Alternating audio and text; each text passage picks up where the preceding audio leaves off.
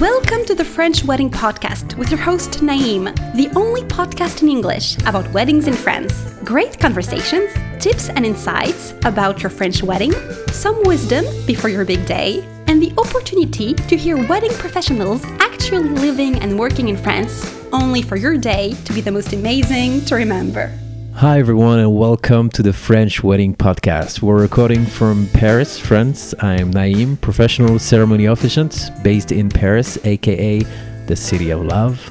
And I created this show for future brides and grooms willing to get married in Paris or anywhere in France. Each episode is an occasion to meet a main actor of the industry, can be a vendor such as a wedding planner or photograph, musicians, DJ, florist, catering chef, venue owner, famous chefs working in big hotels or small restaurants, bloggers, you name it. This show exists to bring you some insights about how people do things in France regarding the wedding industry, but we also share funny stories, things to know, and special memories when we happen to work together on the very same wedding. Today my guest is Katerina Meyvial, a wedding planner based in Paris. Katerina plans weddings and elopements in Paris since 2016. She's been working with an international clientele of couples from all over the world. Besides that, Katerina is also a wife, mom, champagne lover, and a castle fan, as you will hear.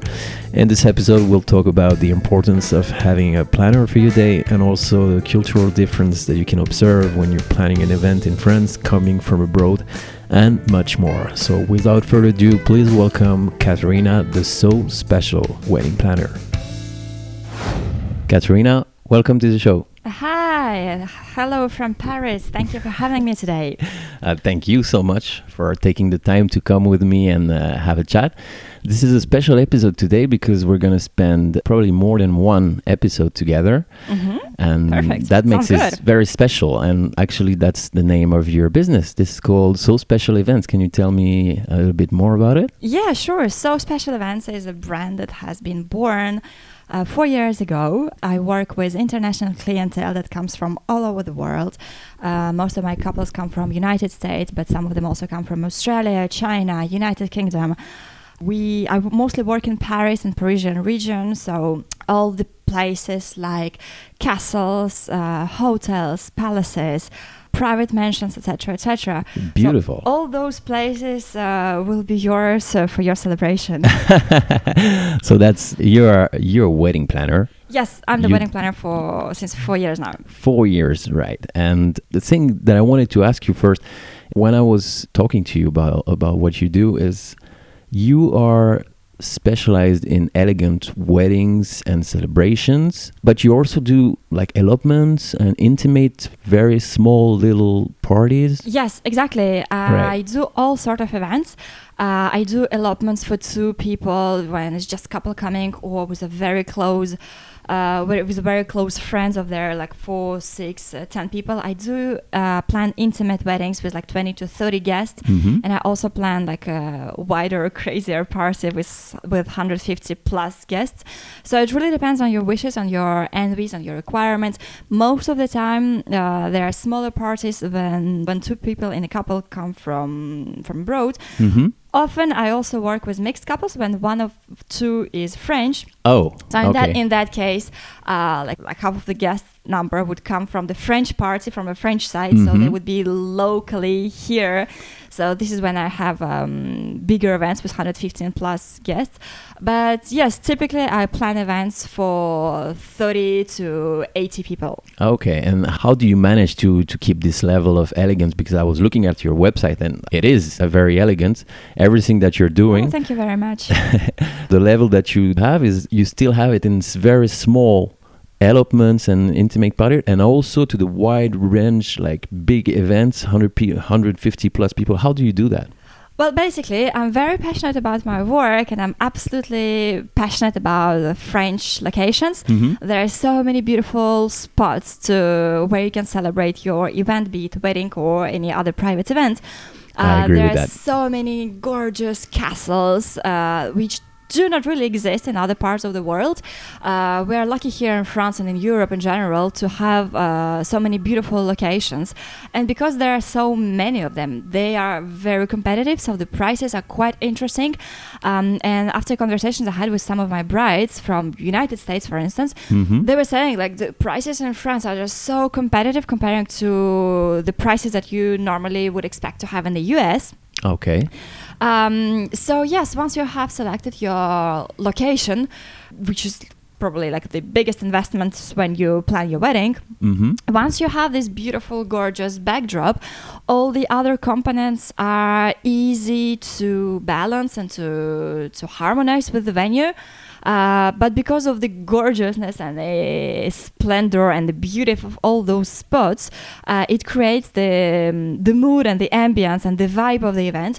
So it's easy for people to feel wowed. It's easy for them to be relaxed, and it's an absolutely unique experience that you can have in France.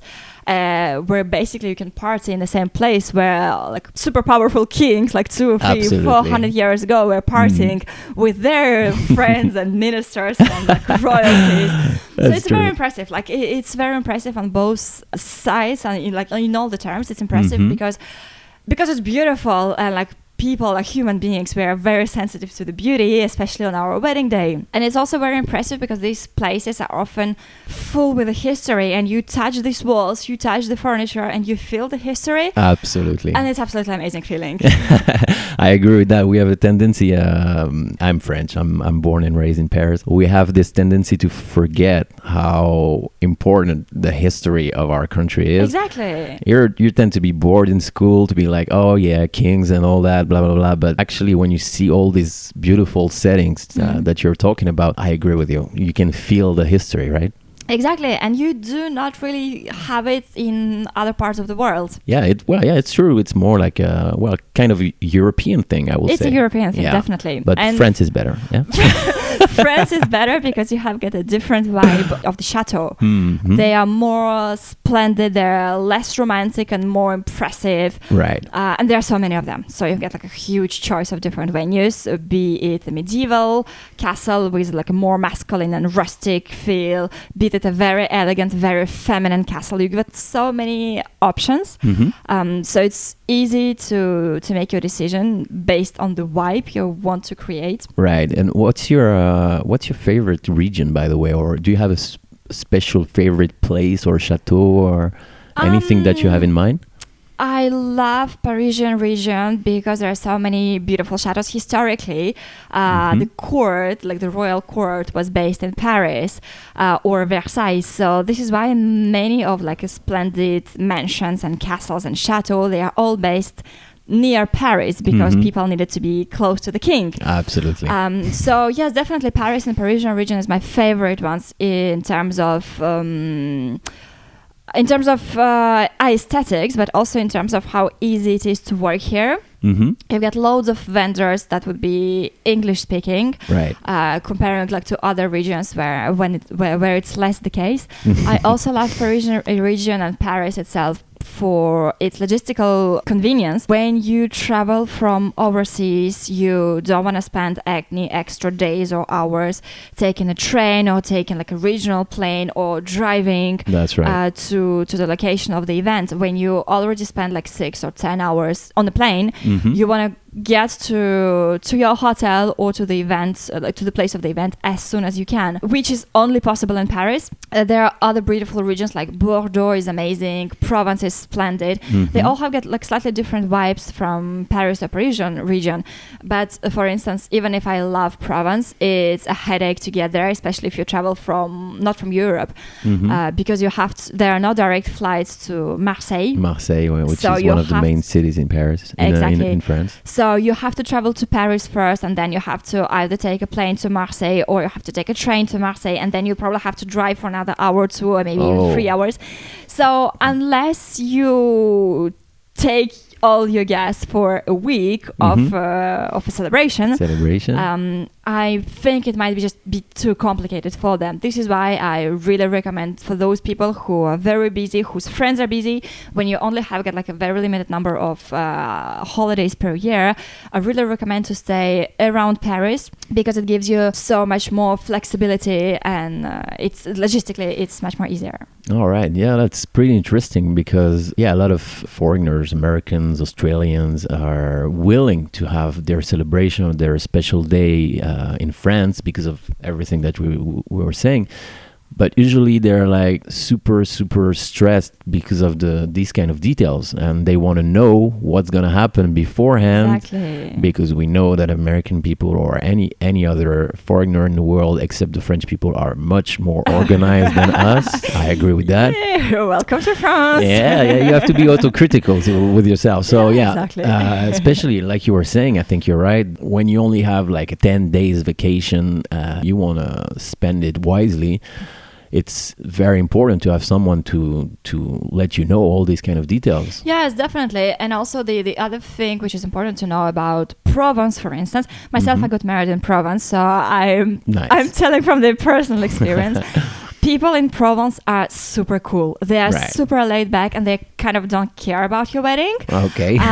You're talking about the vendors, right? Or even mostly venue owners, but sometimes vendors as well, because that's the different mentality. They are not in a rush. They are cool. They're enjoying their life. They're absolutely happy with what they're doing. Sunshine. So, exactly. So you might expect a quote, like a simple quote for 2-3 weeks, and you might need to get back to people like several times to say, do you know, I'm still waiting, like I'm looking to spend like, I don't know, 30,000 euros with you, but I'm kind of still waiting for a simple quote.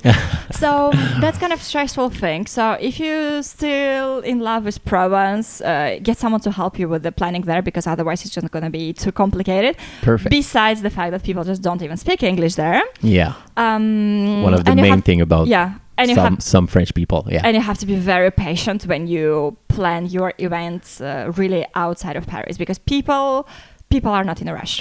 Okay, that's a minimum to say they're not in a rush. It's a kind way to say, guys, get busy, please. Yeah, exactly. So if you're if you have an event to plan in 6 months' time, for instance, select Paris. Okay, yeah. So what is the main thing that you would recommend as a wedding planner, as a specialist, as a professional, if a bride or a bride and groom wants to have their celebration in Paris? Well, first of all, you have to decide on the approximate season, and you have to decide on like general things like your approximate guest number, the vibe of your event, the style of your event. Do you want it to be a black tie event? Do you want it to be a laid-back celebration? Do you want it to be modern? Do you want it to be classical? Do you want it to be like luxurious, or do you want it to be like more casual? Mm-hmm. You also have to have a approximate idea of your budget, even though this can be changed modified. Yes, exactly. And also you have to have an approximate idea of what is the ceremony you want to create. Do you want to have a symbolic ceremony and just intimate vows exchange? Do you want to have a religious ceremony in a church or in any other religious establishment? Mm-hmm. It's very important to know that it's pretty much impossible to get legally married in France. It's very complicated. You have to be residents for at least 30 days. Yeah, there's France. Plenty of. You were telling me about. I know a little bit about this because I perform only symbolic ceremonies, but you were telling me a lot of the administration stuff that I didn't know about. Yes, exactly. Basically, if you are lucky and one of your parents live in France and have a property in France, you have a chance to get married in the area where your parents reside. But nevertheless, it's very complicated. There are loads of paperwork to submit, and it actually doesn't really make any sense because official religious ceremonies last at least around 15 minutes. Basically, you hear the list of laws you're supposed to respect, and it's not really fun. It's not really personalized. So I don't think it really makes sense to get bothered with having an official legal ceremony, even if you have parents here.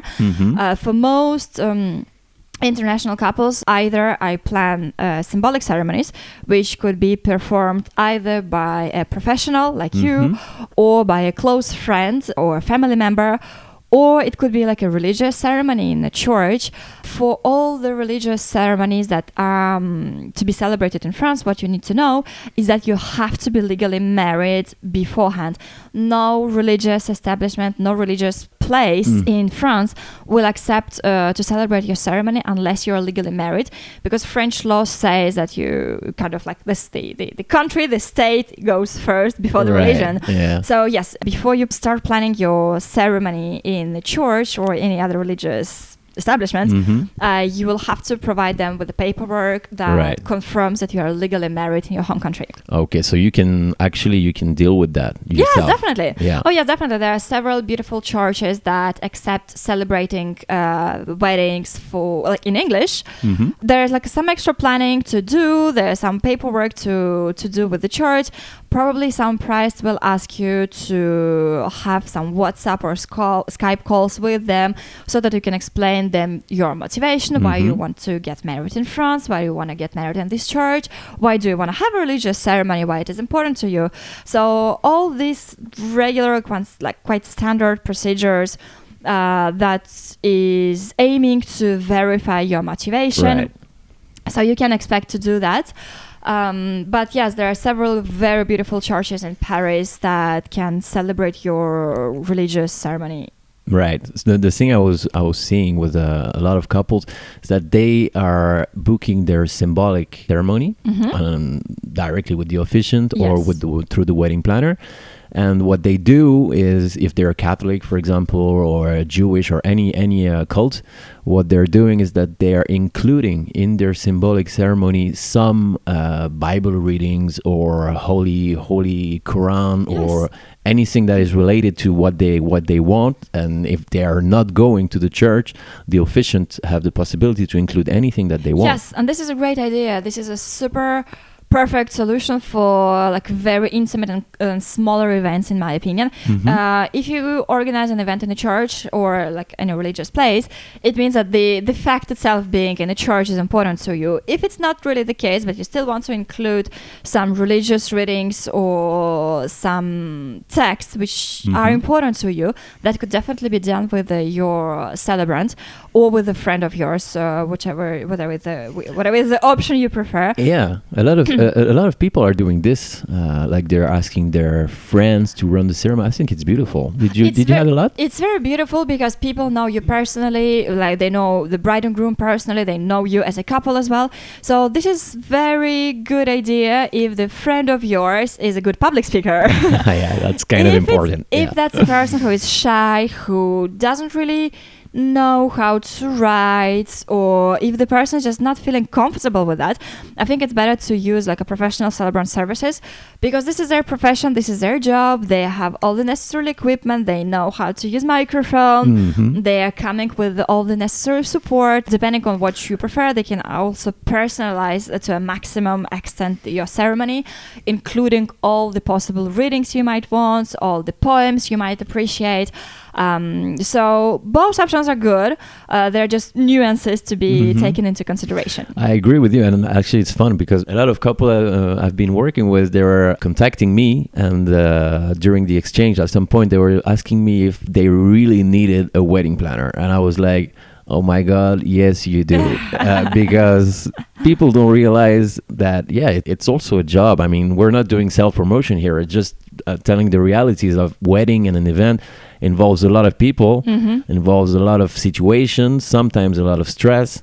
So I always recommend to my couples to at least have a one-day planning something, you know? You don't have to go through the whole thing, but I think it's very important. What do you think about that? It's actually very funny because quite often I do have couples that contact me saying, "Oh, we've tried to do it on our own, but we're just too tired of that. Just please help us." Of course. So I understand that you wanna try things on your own. This is your wedding. This is like a crazy event. This is the biggest party of your life, perhaps. So I think it's it's normal. You wanna try to do it on your own. But it's not because you have a planner that planner gonna do the whole job for you. You will still be participating. You will be doing your choices. Getting advantage, involved. Yeah. Exactly. The advantage of having a planner is just you don't have all this stress because the planner has all the stress for you. You don't have a headache of verifying and testing the professionals. You don't have to verify the contracts of your vendors because they have already been verified by your planner. You don't have to be worried about if the price that you've been proposed is adequate or not because your planner has already did it for you. So yes, I think if you are looking for a good guest experience, if you're looking to have a coherent event, and especially when you plan your events abroad, like the cultural traditions are not the same. Dinner in France, like wedding dinner in France, has nothing to do with the wedding dinner in the United States. So if you need someone to explain you these differences or at least warn you about them, and to manage these things according to your wishes and to your criteria and to what you want your day to be looking like, I think it's essential to have someone to help you with that. It doesn't mean that you will not have a chance to choose your venue because you'll have a selection of venues. Like we do not normally impose you to go to that particular place. Right. You always have a selection of different spots. You always have a selection of different photographers, videographers. So you still participate. You still choose. You things. still have decision. Exactly. You are the boss. This is your wedding after all. So that's you who tell us what shall we do. But at least you have this peace in mind. You know that the wedding you are planning will be executed to like a perfect extent. Yeah, no, I agree 100% with that. I think it's better to invest time and money in a wedding planning rather than doing it yourself, having a big headache on the day, because I've seen this happening. Yeah, exactly. What I hear quite often from vendors, that vendors do love working with planners because if there is an issue, and there are always an issue at any wedding, like regardless the budget, regardless the guest number, there are always something that needs to be managed, and you don't want to do that on your wedding day. On your wedding day, you want to take photos, drink champagne, party, dance, kiss your bride or your groom, celebrate. You don't want to deal with, oh my goodness, so what are we doing? Because I don't know, it's too windy and the glasses are just falling from the table because you have like an event outdoors. You don't want to deal with the band that is running late. You don't want to deal with all these little quacks and errors, and I don't know. This looks like real life experience, what you're saying. Yes, exactly. So you always have not a problem, but I mean, you're here to solve the problem and you're doing it well, but you always have some unexpected things. Exactly. And this is actually you pay a wedding planner because we manage things that cannot be anticipated, that cannot be managed in advance because this arrive. Is a live event. Exactly. So yes, if you want to have this peace in mind, and if you don't want to have white nights, sleepless nights, thinking, oh my goodness, did I forget something? Did I forget about food? Yeah, this and that. Is the amount of the food is adequate? Is the amount of the alcohol I have is adequate? Yeah. If you don't want to think about all these kind of things, just get a planner and let the person think for you. Yeah, no, I agree 100%. That's very very interesting. What you were saying about the catering part beforehand, I find it very interesting because there's a lot of traditions. We're always talking about the United States, but France is very special, and they're in a good way, in a bad way sometimes. But yeah, according to the hospitality thing, l'art de recevoir that you were telling me, my God, I feel that you're more French than me, you know. I think this is something that we're born with as French nationals. So it's natural for you, and it's not for other people. It's kind of innate for us, and then when we move abroad, when we have the luck to travel all around the world, we realize we're like, oh my God, we're not complaining or telling that we are the best or whatever it is, but we see a big difference. And definitely. Where are you from? I'm from Latvia. I'm originally from Latvia. It's like a small country in the Baltic states between Finland and Russia. Yes. And I did my degree, like bachelor's degree in the United Kingdom, and it's been like 7 years now I'm in Paris. Okay. So yes, French people are super proud of their art de recevoir, of their Beautiful catering services, of their gastronomy. It's not just the food that the catering will sell you, they will sell you the whole experience. They just normally do not really understand when you want to change something in this experience. For instance, a typical wedding dinner in France can last around 2, even 3 hours.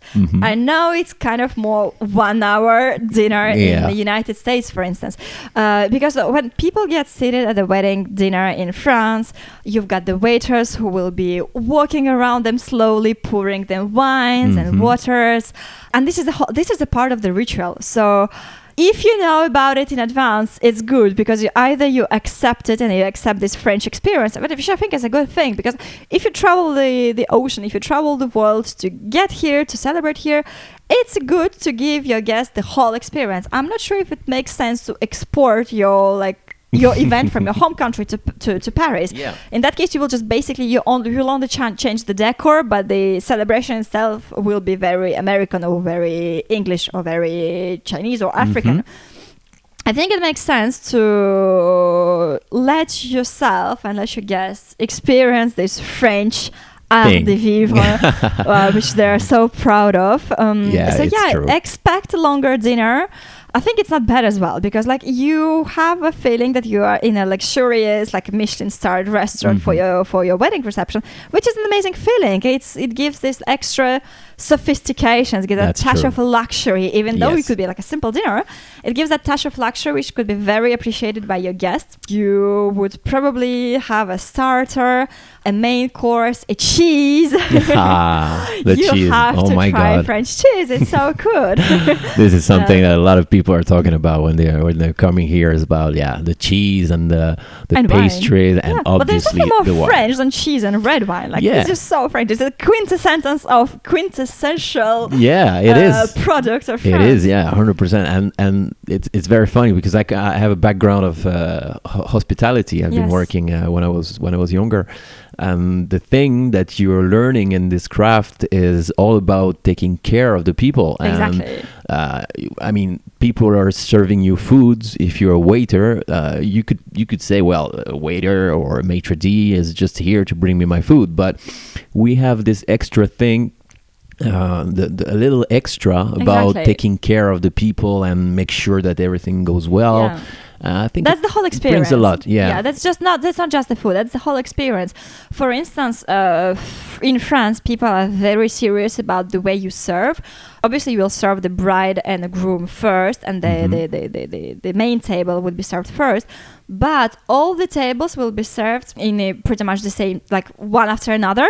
And it's not polite if, for instance, 4 people at the table are served and there are 4 other waiting. It's not polite to start eating unless everyone is served. Exactly. And it's like French people are very sensitive to these kind of things. These are good manners, which are natural in France because they are born like that. They live the whole life like that. But those are like little details and little touches which are nice to experience when you're coming from a different culture, from a different... I agree, and that's exactly what I was about to say about you. I mean, you live now in France, in Paris. You're Parisian. But the good thing about hearing you talking about it is you come from another country and you have this different cultural thing, even if you're here since a long time. And I think it's good that you keep maintaining this, because you are maintaining what French people are forgetting about. Do you know what I mean? Exactly. And I really love this way of dining. I really love this way of experience. I think it's very sophisticated. It allows you to stop and take a pause and enjoy your meal, actually. Enjoy the meal, enjoy the conversation, enjoy the champagne, enjoy the wine. It's a more laid-back experience from one side, but from another side, it's like a luxurious. It's luxurious laid-back experience. I would describe it in this way. No, people appreciate it. We were taking a lot of care about all the guests and everything, and yeah, the example that you were talking about, like, oh my God, this table is not served. Like, what's going on? Yeah, talk with the kitchen. Why is this happening? And this can cause some trouble sometimes with some people who are not used to it. Like, oh my God, he's getting upset at his staff and everything. But people confusing it, they don't realize that the maitre d' or the manager or the wedding planner is actually taking care of its clients, you know? Yeah. It's just you can see crazy things sometimes. It's just a different way of service. Yes, they do have their procedures.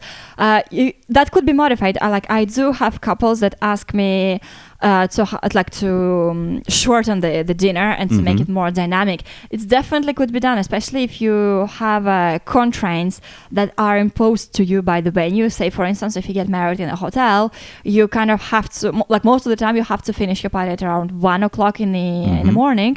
So if you eternalize your dinner, it will mean that you'll probably have 2 hours only to dance. So everything could be done. But it's good to make decisions based on the information, like informative decisions. Right. Because that would give you a chance to analyze all the pros and cons, to ask yourself, actually, what are you looking for? What do you want your wedding day and your wedding dinner to look and feel like? So everything is possible. Everything is doable. You just need to understand that it could be done in different ways, but you are the king and the queen of your party. Like, we will adapt and we will do it in the way you want it to be, because the most important thing for us is to make you happy on your wedding day. Wow, that sounded so good that I think we can wrap up with this for this episode. Thank you so much for coming with me today and joining our guest. I just wanted to talk a little bit more about what you can offer to our guests. Do you want to say it? Yes, of course. Go ahead. So for all the people listening to this podcast, I'm very excited to offer you side event planning for free if you book a wedding planning offer with me. So basically, I offer you either welcome reception planning or next day brunch event, which is worth 1,000 euro. Okay, wow. I offer Amazing. that to you for free if you book the main event planning with me. Okay, so that the people will have to contact you through your website? Yes, you just go to sospecialevents.com and you go to the contact page and you drop me an email and I'll be back in touch with you within 24 hours. Perfect. Just mention that you listen to this offer on the French Wedding Podcast to get this offer, and that will wrap up for today. Katerina, thank you so much for coming today. Thank you. Have a good day. Bye-bye. Bye. Hey guys, thanks again for listening to the show today. You can find more information on our guests in the show notes, as well as my contact and my website. If you have any questions regarding your French wedding, I'm happy to help. Also, please do not hesitate to leave a review for the show. There's also a link for that. That will literally take 1 minute of your precious time and will mean the world to me. I always appreciate your support. Thank you again very much for your time and feedback. Wishing you a great day or a great night anywhere you are in the world. I send you some good vibrations and we'll talk to you again soon for a new episode. Bye bye.